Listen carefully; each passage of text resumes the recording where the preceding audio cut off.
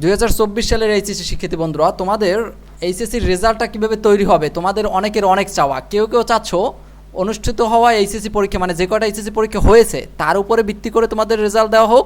আর অনেকে চাচ্ছ যে কটা পরীক্ষা হয়েছে তার উপরে ভিত্তি করে এবং অন্যান্যগুলোয় অটো এ প্লাস দিয়ে তারপরে রেজাল্ট দেওয়া হোক। অন্যদিকে আবার দেখো, এখানে বলা হয়েছে এইচএসসির ফল সাবজেক্ট ম্যাপিংই হবে, প্রক্রিয়া ঠিক করবে বিশেষ কমিটি। একটা কমিটি গঠন করছে সাবজেক্ট ম্যাপিংয়ের মাধ্যমে।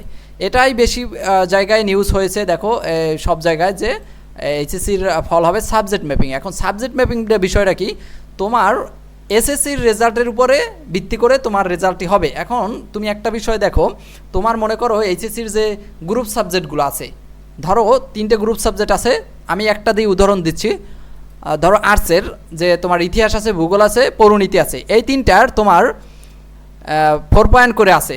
ধরো এসএসসিতে তোমার 4 পয়েন্ট করে আছে, তাহলে তুমি এইচএসসিতেও তোমার গ্রুপ সাবজেক্ট যে 3টেই থাকুক না কেন তুমি 4 পয়েন্ট পাবা। মনে করো তুমি এসএসসিতে ছিলা সায়েন্সে, পরবর্তীতে আর্টসে চলে গেছো, তাহলে তোমার সায়েন্সের এসএসসির গ্রুপ সাবজেক্টে তুমি যা যা পেয়েছো, এইচএসসির গ্রুপ সাবজেক্ট তোমার আর্টসের হোক, তবুও তোমার ওই 3টে গ্রুপ সাবজেক্টে ওই একই মার্কস দেওয়া হবে।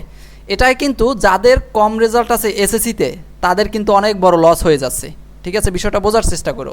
সাবজেক্ট ম্যাপিংটা হলে তোমার এসএসসির যার কম রেজাল্ট আছে সে এইচএসসিতে অনেক ভালো করে যতই পড়াশোনা করছো ওটা কোনো কাজে আসলো না, তোমার এসএসসির উপর ডিপেন্ড করেই তোমার রেজাল্টটা হলো।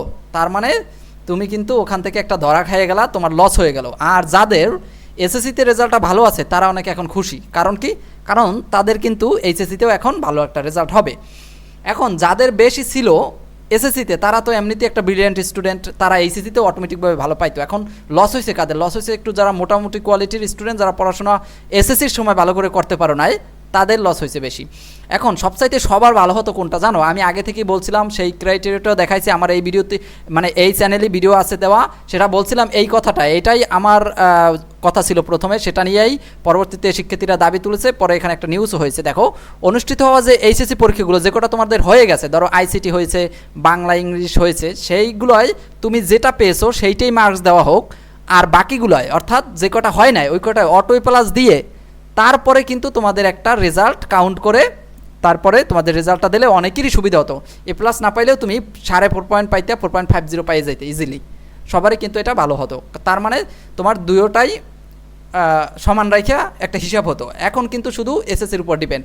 এখন তোমরা যারা ভিডিও দেখতেছো, দেখো তোমাদের অনেকেরই আছে এসএসসির রেজাল্ট খারাপ হয়েছিল, কারণ তোমরা যে কোনো কারণে সে সময় পড়তে পারো নাই। এখন এইচএসসিতেও তোমার তাহলে ওই একই ফল ভোগ করবা, এটা কিন্তু আসলে ঠিক হয় না সবার জন্য। এখন তারপরেও তোমরা অনেকে খুশি, অনেকে খুশি না, অনেকে নারাজ আছো এই মানে এই সিদ্ধান্তর ক্ষেত্রে। এই সিদ্ধান্ত অনেকেই মেনে নিচ্ছ না, এখন কিছু করার নাই।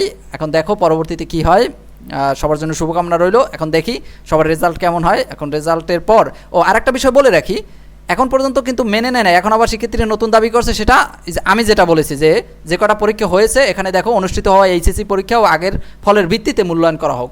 তার মানে শুধু এসএসসির উপরে না, যে কটা পরীক্ষা দিয়েছো তোমরা তার উপরেও ভিত্তি করে একসাথে সমন্বয় করে নেওয়া হোক। এখন দেখি এটাও হয় কিনা, শেষ পর্যন্ত কী হয় দেখা যাক। যে কোনো আপডেট আসলে জানিয়ে দেবো, অবশ্যই চ্যানেলটি সাবস্ক্রাইব করে রাখো।